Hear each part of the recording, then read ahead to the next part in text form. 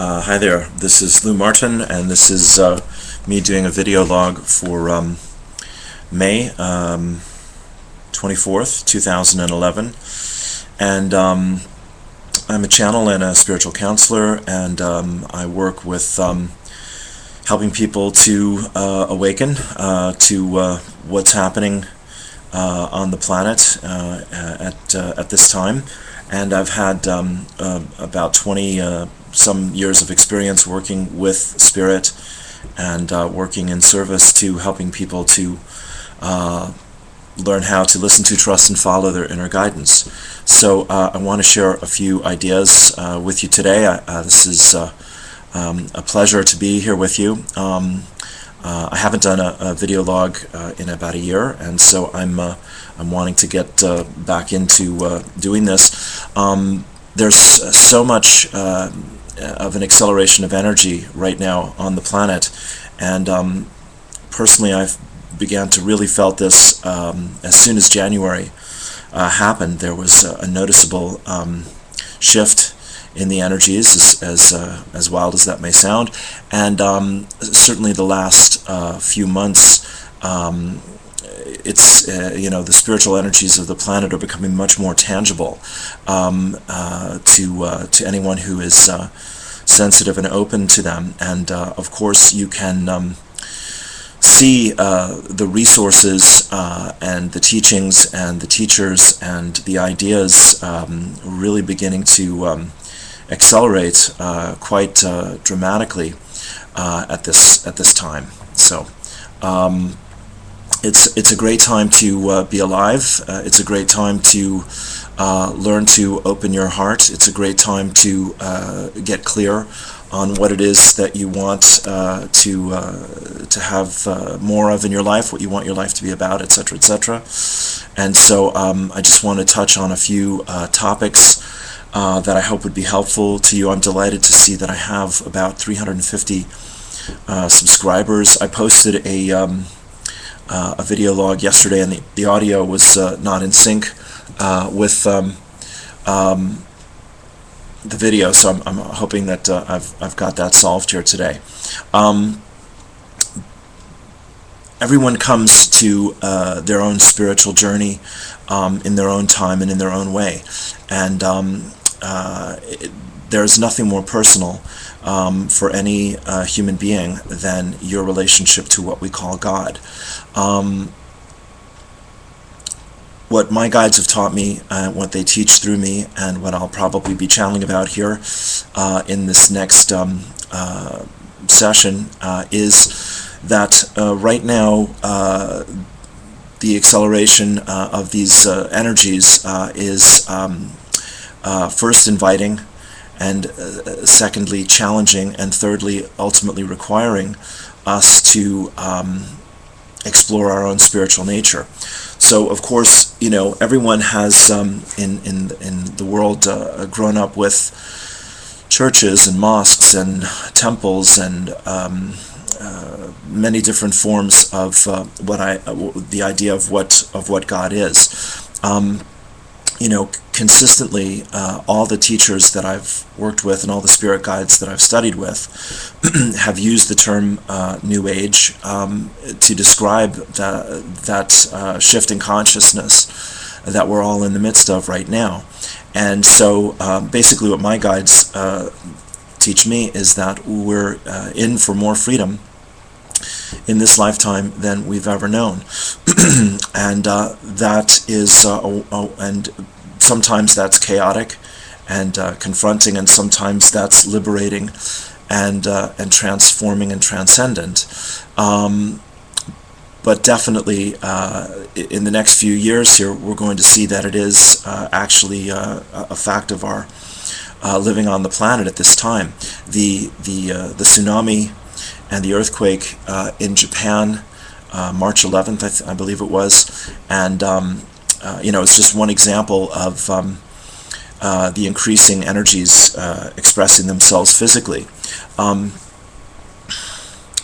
What I have been guided to learn is that, and what my guides have been channeling through me for quite a while, is that there is an energy of consciousness that is being transmitted, broadcast, beamed, released from the center of the Milky Way galaxy, the center of our galaxy, and it is then downloaded through the stars of this galaxy, and then it's downloaded again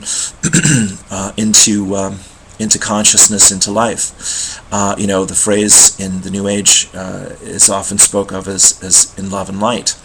And of course, love is what ultimately we all are. This is absolutely what Spirit teaches and wants us to remember. And light, when we talk about enlightenment, or you see pictures of saints and enlightened masters who have light around them, or light in their halos, these kinds of things, light around the head, is an expression of receiving more of the energy of our spirit into our body. So love and light is going to be more available and more tangible as we continue to allow ourselves to expand our minds of what's possible, as we open our hearts to feel and express deeper levels of truth that connect us back to our joyous nature as spiritual beings, and greater intimacy with our own spirit, with what we call the higher self, and with our guides, which could include, for all of us, of course, angels and the spirits of loved ones who have made their transition, beyond the physical, what we call death, but there is no such thing as death, of course, and into these other dimensions. So the science of consciousness, quantum physics, and astrophysics, and these kinds of things, is in the last few years particularly begun to discover or rediscover that all the things that the mystics have been speaking about, in some cases for thousands of years, appears to be true or becoming true.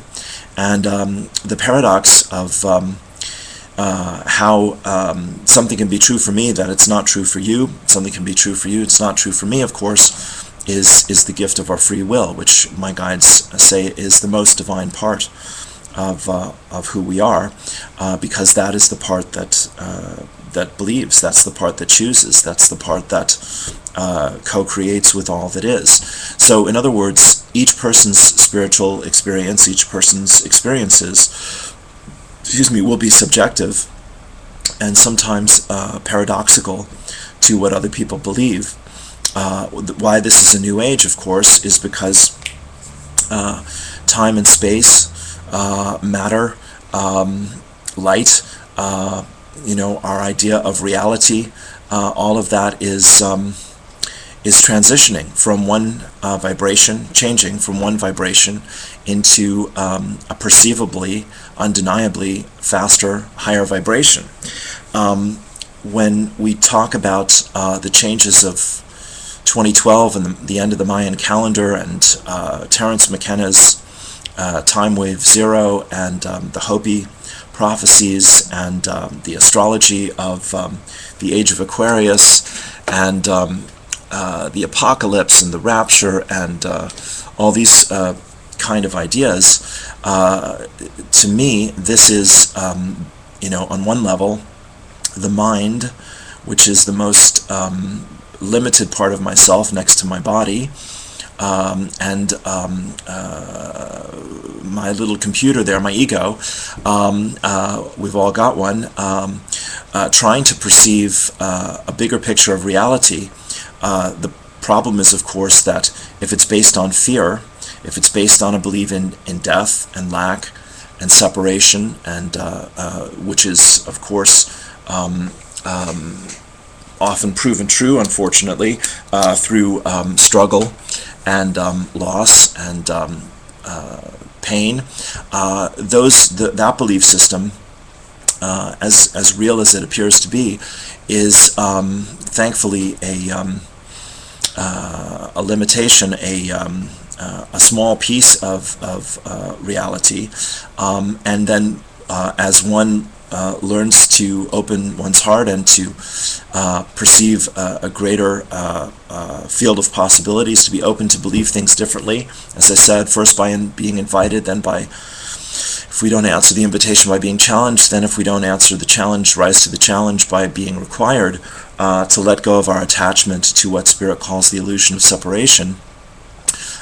When you come up against your own human limitations and you find the way to go beyond that, you ultimately must encounter your spirit once again. And of course, your spirit, as I've experienced it personally, is in a state of perfect love and perfect peace. So this is the paradox. When we, of our own free will, create illusions of separation based on the most divine part of ourself, our beliefs, and our free will, then Spirit, who loves us and knows us better than we love and know ourselves, cannot, will not, does not, could not force itself upon us. So this is what my guides say. The paradox is, when you need help most on the human level, it appears to be least available. But that is because in our pain and fear, we are invested in, believing in, expecting more struggle. And this comes from our not only the ego, but how we use judgment based on a belief in fear to judge our own progress, which of course only complicates things, versus the moment of release, relief, surrender, acceptance, trust, love, joy, appreciation, gratitude. Anything that feels better is actually more of our true nature. And the moment that we let go of control, and the moment we come up against our own limitations, then we're available for that perfect love and perfect peace to inspire us, to guide us, to uplift us, to offer suggestions. And what my guides say is, when you work with your spirit, not my spirit, not your church's spirit, not your parents' spirit, but your own personal journey of your spirit, you can know that you're on the right track, because things will always come out of the blue, better in the way you least expect it, better than you've imagined possible. And as it does this, as these experiences manifest for you and through you, they'll reveal more of your true nature. So, the heart knows what the mind struggles to understand. But the mind is where our free will has been focused for thousands of years. And now, as these energies are coming from both within us and from around us, inside and outside, we're inviting energetically a faster experience, and thus permission for greater clarity, and thus openness for greater intimacy, into me you see, with who we really are. So there's a lot that we're going to discover in this year of 2011 that we haven't imagined possible. There's a lot to look forward to. There's a lot to be grateful for. But Spirit, in perfect love and perfect peace, will never force us or insist to us that we accept these gifts. Life is a gift. It opens from within.